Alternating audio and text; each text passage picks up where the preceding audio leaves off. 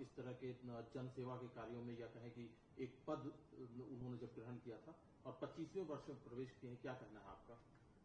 एक तो सर्वप्रथम व्यक्तिगत तौर पे भी उनके दीर्घायु होने का कामना करता हूं और 24 साल की सफलतम यात्रा के लिए धन्यवाद। आज कैबिनेट ने भी, पूरी कैबिनेट ने भी धन्यवाद दी। और नरेंद्र मोदी जी एक ऐसे व्यक्ति, जो मुझे नहीं ध्यान में आ रहा है कि दोनों पदों पर अधिकतम इतने दिनों तक किसी ने जनसेवा का काम नहीं किया। और रियल, मैं कंपेयर किसी से नहीं करूंगा, लेकिन राज्य में रहा तो राज्य की तस्वीर बदला, और देश में रहा तो देश की तस्वीर बदला। 27 करोड़ गरीबों को गरीबी रेखा से ऊपर ले जाने का काम किया और तीसरी इकोनॉमी की ओर अग्रसर रहे। दादा, अब आते हैं, बंगाल का मुद्दा है। पश्चिम बंगाल में कल भारतीय जनता पार्टी के सांसद खगेन मुर्मू के साथ जिस तरह से हुआ, जानलेवा हमला उनके ऊपर हुआ, एमएलए जो उनके साथ थे उनके ऊपर जानलेवा हमला हुआ, क्या कहना है इस घटना में? क्योंकि जब प्रधानमंत्री जी इस घटना की निंदा करते हैं, कंडेम करते हैं, तो ममता बनर्जी को वो रास नहीं आ रही चीजें। उनका कहना है कि भारतीय जनता पार्टी और प्रधानमंत्री जी इस घटना में भी राजनीति तलाश कर रहे हैं। प्रधानमंत्री जी आज लोकतंत्र को गाली देने वाले इंडी गठबंधन की जुबान क्यों बंद हो गई है? क्या यही ममता बनर्जी है ना? क्या लोकतंत्र अगर खतरे में पड़ता है, ये लोकतंत्र का कौन सा मॉडल है? जब पंचायत का चुनाव हो, जीते तो उसकी हत्या करके टांग दें, कोई वृक्ष में, कोई पेड़ में। और आज कोई सेवा भाव से जाए बाढ़ पीड़ितों की सेवा करने, आप उसे मारें, हत्या करने की साजिश करें। ऐसे मुख्यमंत्री को लोकतांत्रिक तो नहीं कहा जाएगा, ये एरोगेंसी कहा जाएगा, एरोगेंट मुख्यमंत्री कहा जाएगा। लोकतंत्र में जिसको भरोसा नहीं होगा वो कहा जाएगा। और लगेगा कि सचमुच में कि बंगाल आज उनके अहंकार में, अब तो लगता है आने वाले दिन में देश उनके लिए कोई मतलब नहीं रखता, और ममता बनर्जी के लिए केवल मुसलमान और राजनीति में हत्यारनी कही जाएंगी। मैं हत्या की राजनीति करने वाली कही जाएंगी। ये आज भारत के किसी राज्य में नहीं है। हम इसका प्रतिकार करते हैं, विरोध करेंगे और जम के विरोध करेंगे। देखें कितने लोगों की हत्या करवाती है। लेकिन दादा, जब भी पश्चिम बंगाल में इस तरह की घटना कई बार हुई है, ये कोई पहली घटना नहीं हुई है। हमने पिछले विधानसभा चुनाव के दौरान देखा था, फिर लोकसभा चुनाव के दौरान देखा था कि किस तरह से भारतीय जनता पार्टी के नेताओं पर हमले हुए थे। यहाँ तक कि जेपी नड्डा जी की गाड़ी पर भी हमला हुआ था। और उसके बाद संदेश खाली की घटना आई, कोर्ट की तरफ से टीका टिप्पणी की गई है पश्चिम बंगाल सरकार और प्रशासन के ऊपर। उसके बावजूद आखिरकार इस तरह की घटनाओं पर क्यों नहीं रोक लग पा रही उस राज्य में? देखिए, एरोगेंट हो गई है। अब हम लोकतांत्रिक मूल्यों को स्थापित करना चाहते हैं, इसीलिए हम बार बार उनके पास जा भी रहे हैं। लेकिन सठे साठ्यम समाचरे, अब लोकतंत्र के जो संवैधानिक अधिकार हैं, अब उसका भी प्रयोग होना चाहिए।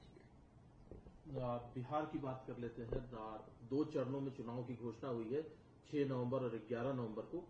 एनडीए की अगर बात करें तो कितनी उम्मीदें हैं एनडीए को, क्योंकि 20 साल से नीतीश कुमार जी के नेतृत्व में सरकार है, तो क्या उम्मीदें हैं? सरकार बनना उतना ही तय है जितना सूरज को उगना पूरब में और डूबना पश्चिम में, क्योंकि बिहार की जनता अब नहीं चाहती है कि लालू जी का जंगल राज आए। अब सामाजिक समरसता है, विकास के रास्ते पर चल पड़े हैं, गरीबों को गरीबी से ऊपर लाया जा रहा है। अब पहले चरवाहा विद्यालय था, अब इंजीनियरिंग कॉलेज, मेडिकल कॉलेज खुल रहे हैं हर जिले में। परिवर्तन है, और परिवर्तन ऐसा परिवर्तन है कि शायद तेजस्वी यादव और राहुल गांधी को ये परिवर्तन अच्छा नहीं लगता। लेकिन दादा, इसमें तेजस्वी यादव का तो ये कहना है, एक तरफ एनडीए की तरफ से क्लेम किया जा रहा है कि हम सब कुछ अच्छे से होगा, सीट शेयरिंग तक का फॉर्मूला अच्छे से होगा और यूनाइटेड होकर लड़ेंगे। लेकिन तेजस्वी यादव का कहना है कि नीतीश कुमार की दिमागी हालत ठीक नहीं है, उनका संतुलन ठीक नहीं है, स्वास्थ्य ठीक नहीं है और वो नेतृत्व करने की स्थिति में नहीं है। मेरा तो कल भी मैंने कहा, आज भी कह रहा हूं, तेजस्वी यादव नीतीश कुमार जी को गालियां देते हैं और कसाई को सरापने से गाय नहीं मरती है।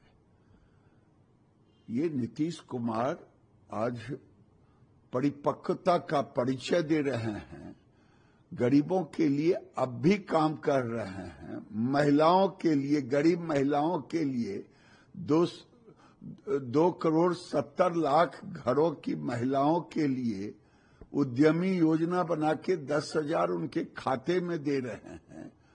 ये बताता है वो लेकिन तेजस्वी यादव अपने पिताजी के विषय में, बाबूजी के विषय में क्या आइडिया है?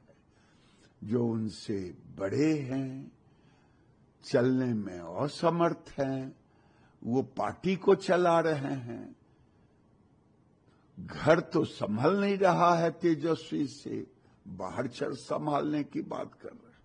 एक सवाल और है इसमें दादा, क्योंकि चुनाव होंगे, अब आप लोगों ने ये सवाल कई बार उठाया, कई राज्यों में उठाया है और बिहार में तो आप भी कई बार इस चीज को लेकर के मुकर रहे हैं। चुनाव आयोग के सामने आप लोगों ने मांग रखी है कि जब वोटिंग वाले दिन बुरके में जो महिलाएं जाएं, उनकी पहचान सुनिश्चित की जाए, जिससे कि फर्जी वोटिंग से रोका जा सके। वो भी विपक्ष को रास नहीं आ रहा है आपकी ये डिमांड। विपक्ष का कहना है कि भारतीय जनता पार्टी ऐसी ही राजनीति करती है। अच्छा, इसमें कौन सा गुनाह है? यहां तो आपका लोकतंत्र खतरे में पड़ जाता है। ओवैसी, तेजस्वी, राहुल जी खतरे में पड़ जाता है। लेकिन बंगाल में घटना घटती है तो आपको लोकतंत्र नहीं दिखाई देता। हमें चुनाव आयोग ने संवैधानिक अधिकार दिया है कि अगर मुझे शंका है इपिक नंबर के साथ, चेहरा भी देखने का, फोटो के साथ, तो बुर्का उठेगा, बुर्का उठाना पड़ेगा। जो नहीं उठाएंगे उनको वोट देने से हम मना करेंगे, हमारे लोग मना करेंगे। अब ये भारत में संवैधानिक और संविधान से संवैधानिक अधिकार है मेरा भारत, और बाबा साहेब के संविधान से चुनाव हो रहा है। यहां इस्लामिक कानून नहीं है, शरिया कानून नहीं चलेगा। बुर्का उठेगा, पहचान करके ही वोटिंग हो।